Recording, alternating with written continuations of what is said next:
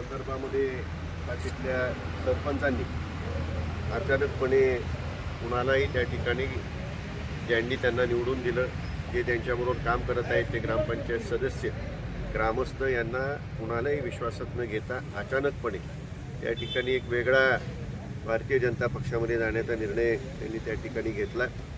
वास्तविक संपूर्ण गावांनी मिळून त्या ठिकाणी बिनविरोध या नात्याने सरपंचांना त्या ठिकाणी निवडून देण्याचं ठरवलं होतं। त्याप्रमाणे आपण ज्या ठिकाणी उभं आहे त्या ठिकाणी आपली मीटिंग झाली आणि त्यामध्ये सर्वच गावांनी बिनविरोध द्यायचं ठरलं।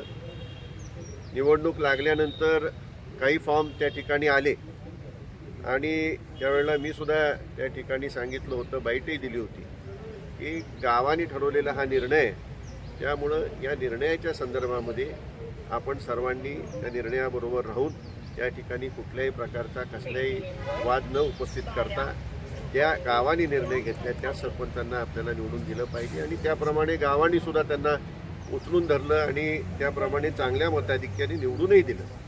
असं असताना कुणालाही विश्वासात न घेता त्यांनी हा जो दुर्दैवी निर्णय घेतलेला आहे त्या संदर्भात सर्वच ग्रामस्थ या ठिकाणी उपस्थित आहेत। एकूण त्या ठिकाणी 11 सदस्यांची त्या ठिकाणी बॉडी आहे, त्यापैकी 10 सदस्य आज आपल्याबरोबर आणि जिथून ते निवडून आले त्याच ठिकाणी ठामपणे एकत्रित येऊन त्या ठिकाणी उभं राहण्याची त्यांनी भूमिका घेतलेली आहे आणि आज आपल्या सर्वांच्या बरोबरीनेच ते सुद्धा शिवसेनेमध्येच त्या ठिकाणी त्यांनी प्रवेश केलेला आहे आणि शिवसेनेच्या पक्षाच्या माध्यमातूनच इथून पुढं ते कामही करणार आहेत। या ठिकाणी उपस्थित असणारे ग्रामस्थ आणि सदस्य आपलं मत त्या ठिकाणी मांडतील।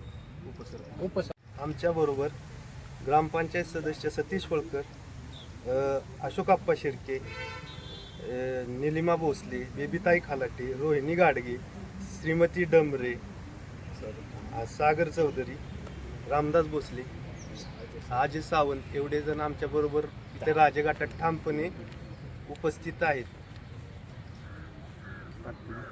आम्ही येणाऱ्या काळात ताकदीने काम करू। चौदरवाडी गावातून चौदरवाडीतले सर्वच ग्रामस्थ गेले का एकटा सरपंचच गेला? सरपंच आणि त्यांच्याबरोबर एक सदस्य गेलेले आहेत। मी अशोक सीताराम शिर्के, चौदरवाडी ग्रामपंचायतीमध्ये गेले 20-25 वर्षे जवळजवळ राजकारण करत आहे।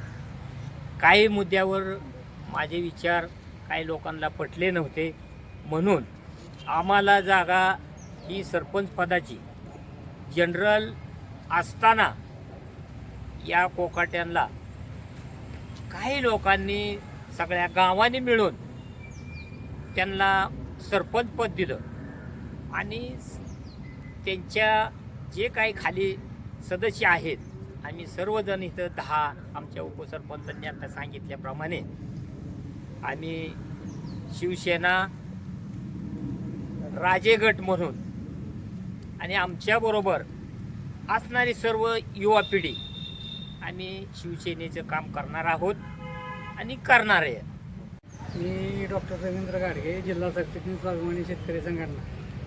गावाच्या विकासासाठी आम्ही सर्व 10 सदस्य एकत्र काम करणार आहे। राजे गट किंवा शिवसेना यांच्या नेतृत्वात आम्ही गावाचा विकास करून गावाला प्रगतीपथावर नेण्याचा आम्ही प्रयत्न करणार आहे। जरी सरपंच एकटे आणि सदस्य म्हणून दोघंजण गेले असले तरी गावचा विकासाच्या दृष्टीने इथून मागा झालेला विकास त्याची कल्पना सगळ्या गावाला आहे। आत्तापर्यंत सगळं संजीवराजांनी आणि महाराज साहेबांनी जी गावाला जी विकासासाठी भरपूर निधी दिला त्याची तोड अजूनपर्यंत कुठं आलेली नाही।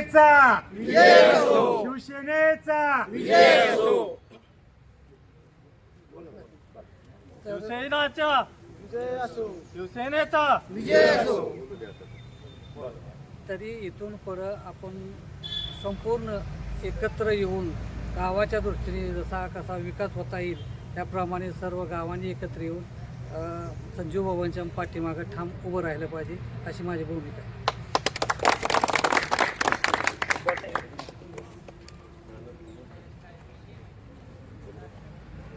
तुम्ही बोला घेऊ